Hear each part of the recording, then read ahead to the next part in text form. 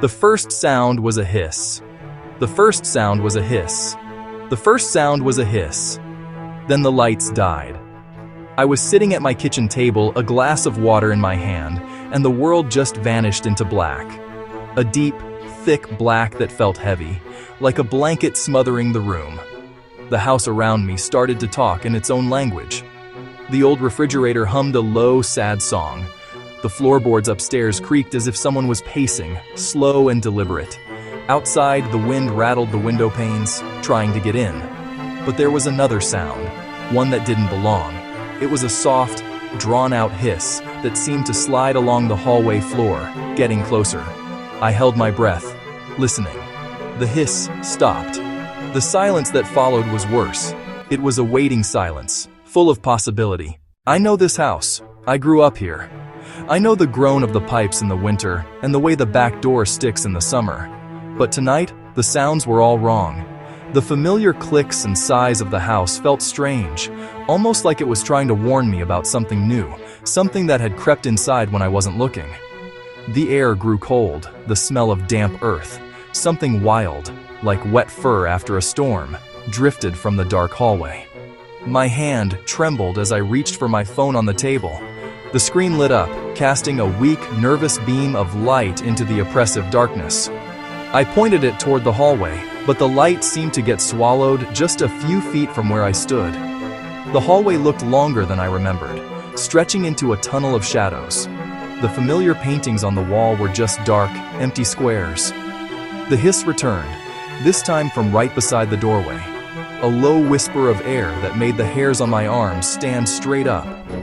It was the sound of a predator, patient and unseen. I forced myself to stand, my chair scraping loudly against the floor. The noise was a mistake.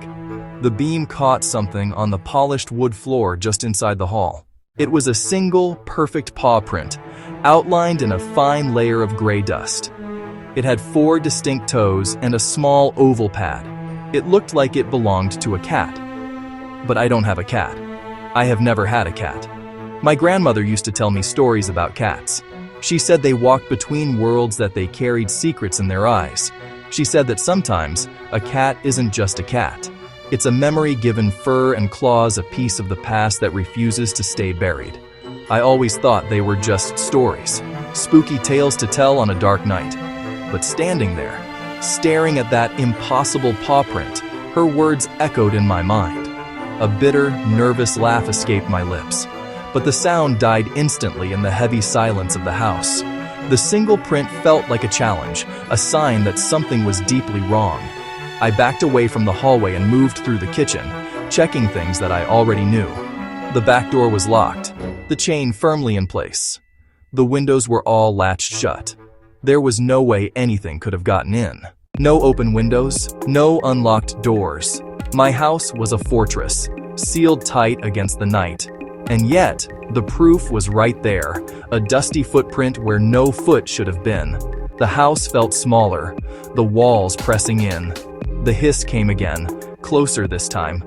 It wasn't coming from the hallway anymore. It was coming from the stairs, the ones that led up to the bedrooms, up to the room that used to be my sister's. I held my phone up, its light cutting a shaky path up the staircase.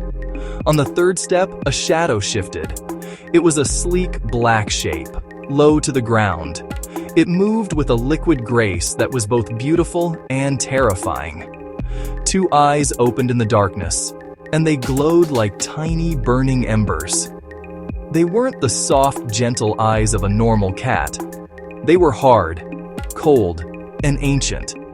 The cat was impossibly thin, its black fur clinging to its frame as if it were damp, though it was perfectly dry. It sat there, watching me, its tail twitching almost imperceptibly. It didn't meow. It didn't make any sound at all, not at first. Then, its mouth opened just a crack, and a tiny, breathy hiss escaped. As I watched, frozen in place, the cat slowly lifted one slender paw and deliberately tapped a framed photograph hanging on the wall beside the stairs. The frame tilted and the picture slid out, falling face down onto the step with a soft slap. My heart hammered against my ribs. I couldn't move. My feet felt like they were glued to the floor. The cat just sat there, its glowing eyes fixed on me, unblinking. It had touched the picture on purpose. I knew it. Slowly, I forced myself to walk to the bottom of the stairs. I reached for the fallen photograph. My fingers brushed against the cool paper. I turned it over. It was a picture of my sister taken on her last birthday.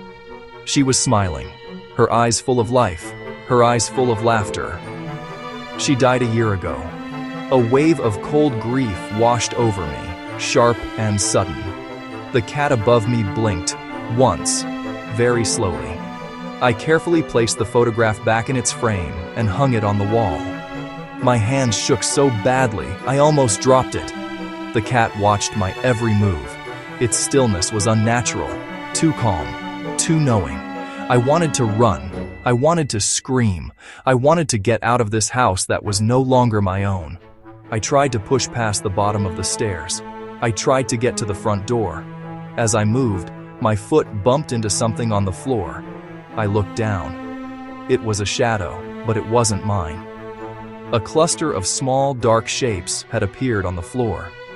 The first cat was no longer alone. Panic seized me. I turned and scrambled for the front door, fumbling for my keys on the small table in the entryway. My fingers closed around the cold metal.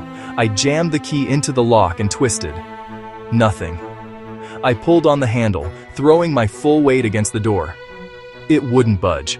The handle was unnaturally cold, chilling my palm to the bone. From behind me, I heard the soft, almost silent sound of paws on wood. I didn't have to look. I knew the cats were coming down the stairs. They descended in perfect unison. They flowed down the steps like living ink. When they reached the bottom, they fanned out, lining the hallway like a silent black honor guard. There were more of them now. I counted 5, then 7. They appeared from the shadows. One sat on the kitchen counter. Another was on the dining table. The house was filling with them, their burning eyes turning my sanctuary into a prison. The lights in the kitchen began to flicker erratically. In the brief, terrifying darkness, I heard a new sound. It was a faint scratching coming from inside the pantry, a dry, scraping noise, like claws on old wood. As I heard it, a name surfaced in my mind, a silly nickname I used to call my sister. The name formed on my lips without my permission, a soft, involuntary whisper.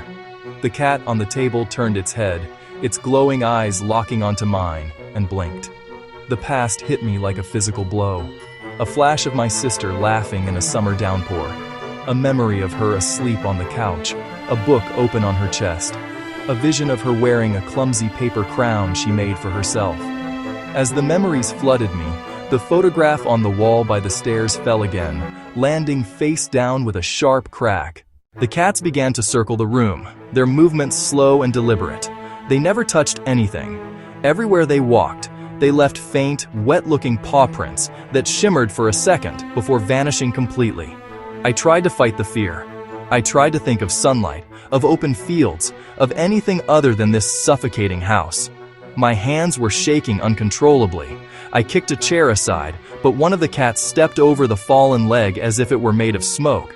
It moved so close I felt a puff of its breath on my skin. It didn't smell like an animal. It smelled like rusted iron. It smelled like cold, damp soil from a fresh grave. An overwhelming sense of finality washed over me. The purring started then, a low rumble from all of them at once. The purr was wrong, not contentment. It grew louder, vibrating through the floor, making the windows rattle. It felt like it was coming from inside the walls, from beneath the floor, from the very foundations of the house. There was a deeper noise inside it, a distorted echo like a voice from the bottom of a deep, dark well. One cat leaped onto the table and put its paw on a face-down photograph of my sister. The paper bent under the pressure. For an instant, I saw the image through the back of the paper. The smile had changed. The smile was a thin, black line. The eyes were glowing slits. I finally screamed, a raw, ragged sound that tore from my throat. The scream didn't scare them, it fed them. The hissing multiplied, coming from every corner now, a sound like rushing water.